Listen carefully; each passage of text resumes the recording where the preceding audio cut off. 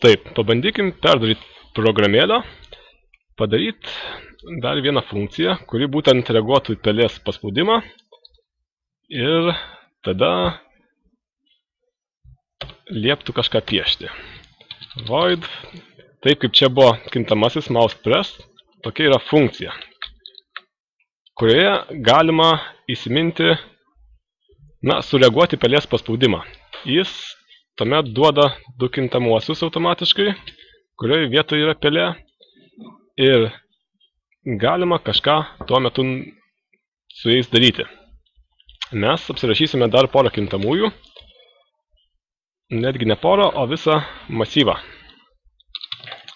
Int xi bus, tarkim, kiek jų bus?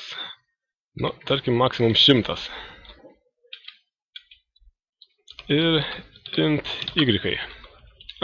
Kiek dabar galim ir nenurodyti, bet setup funkcijai mes tiems masyvams išskirsime atminties tokiu būdu x lygu new int ir nurodom, kad 100 bus elementų sveikų skaičių. Čia Javos sintaksė.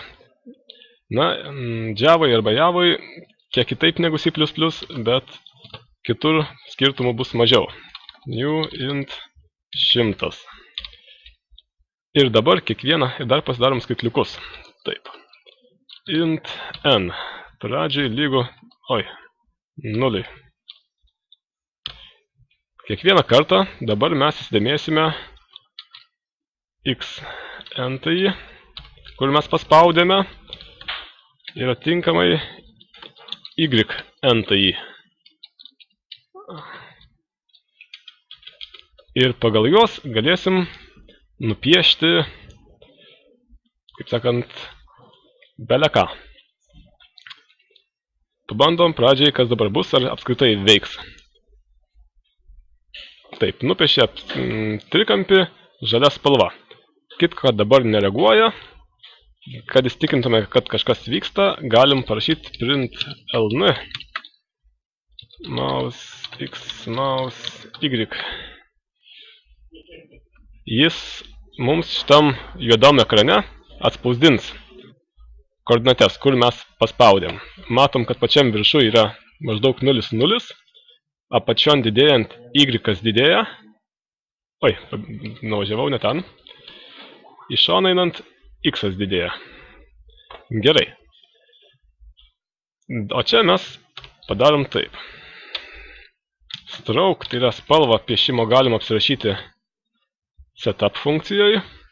O čia for int i lygu 0 i mažiau už n i plus plus.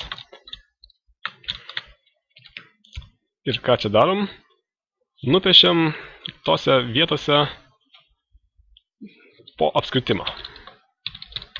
Nesakau. Čia yra ellipse komanda. Atsimenat, sakiau.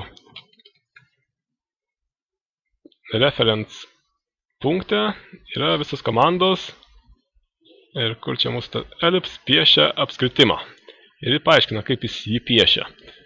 Yra x koordinatė čia, paskui čia y koordinatė, o čia du skersmenys, nes elipsai bendru atveju gali būti ir plokščia, kaip ceplinas, nebūtinai apskrita. Jeigu C ir D vienodi, tai gaunas apskritimas. Pabandom. X masyvo elementas, Y masyvo elementas ir tarkim skersmuo bus po 20. Ir žiūrim, kaip čia gaunas. Čia turi būti ellipse.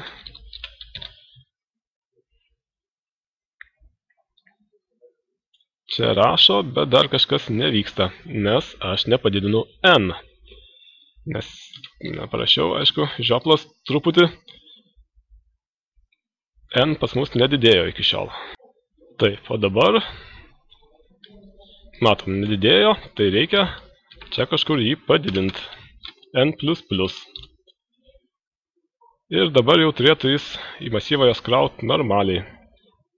Galima taip pat prie kiekvieno parašyti jo numerį, kad žinėtume, kokia eilės tvarka buvo padėti taškai. Nueiname ir žiūrim, kur yra tekstas. Ctrl F, text. Ir skliaustelis randa teksto rašymo komandą. Nusirodom teksto dydį ir ką norim rašyti. Pabandome. Taip, teksto dydis tebūnie čia nurodomas, o teksto rašymas vyksta pagal koordinates X ir Y. Štai čia. Kablelio nereikia šitoj vietoj. Ir čia pabandytume numerį. Įdomu, ar taip suvirškins. Ir paleidžiam. 0, 1, 2, 3. Gerai, rašo. Na ir galima pakeisti čia teksto spalvinimą.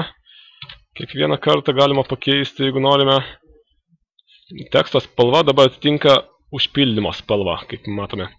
Balta ir čia balta. Jeigu padarytume elipsę, pavyzdžiui, norim daryti fill kokį nors geltoną, tai nežinau, čia iš lempos taip.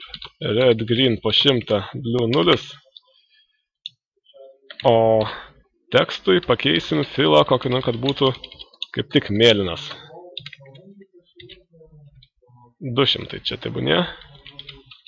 Čia 0, čia 0. O. Ir tas pats filas pritaikomas trikampiui, kaip matau.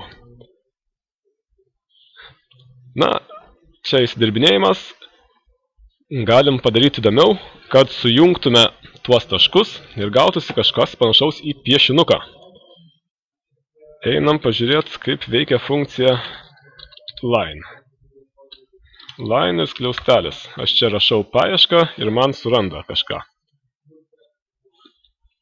Reikia nurodyti 4 skaičiukus, 2 bus vieno galo tašką nurodys, kiti 2 kito galo tašką.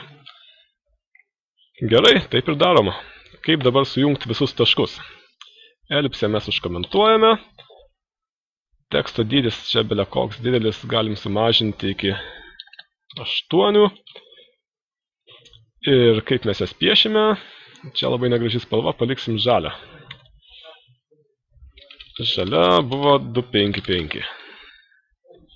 Ai, ne filas, bet stroke. Čia atsiprašau, įtakos neturės. Stroke linijai bus naudojama spalva nurodoma.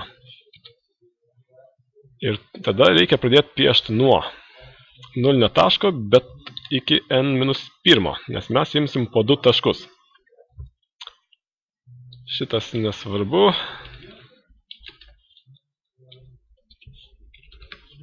Line, tai ką imam? Kaip anksčiau ėmėm, X įtai, Y įtai ir paskui nuo jų piešiam iki sekančio taško arba kito iš eilės. I+1 X ir I+1 Y. Taip, čia vienas taškas, čia kitas taškas. Ir padedam dar jo numerį. Syntax error. Gal kažką pamiršom, gal semikolon. Semikolon reiškia kabliataškis. Labai malonu, kad priminėt. Ir dar padarysiu vieną, paskui padarysiu. Taip. O, matot, kažką piešiam. Nupiešiam. Taigi viską būtinai sujungia. Nemoka perkelt pieštuko į naują vietą, nesujungdamas. O čia jau bus užduočiai sugalvot, kaip tai padaryti. Rodysiu vieną galinčią pasitaikyti klaidą. Jeigu mes išskirsime, čia vat kur, išskiria atminties masyvą elementams. Ir ne šiaip sau išskiria, o dinamiškai. Tai reiškia programos vykdymo metu išskiria. Kai standartiniam, klasikiniam C++ mes čia nurodom dydį ir tas dydis yra išskiriamas prieš programos vykdymą, tai yra kompiliavimo metu. Ir paskui jau keist kaip ir nelabai galima, nebent irgi dinamiškai.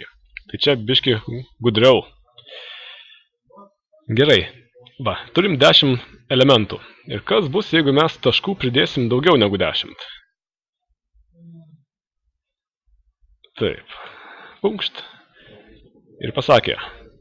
Bet kai jau 10 buvo padėtas, sekančio nesugebėjo, nes array index out of bounds. Tai yra masyvas užribyje. Reiškia, masyvo indeksas, numeris, negali prieiti atminties, nes jinai nėra išskirta. N buvo jau per didelis. N buvo 10, numeruojama nuo 0, tai 11 bandė elementą pasiekti ir gavosi klaida. Nu, tai reikia tai turėti omeny. Jeigu mes jau norim, kad nebūtų klaidų, galim pasakyti if n mažiau už 10. Tuomet galim kažką keisti.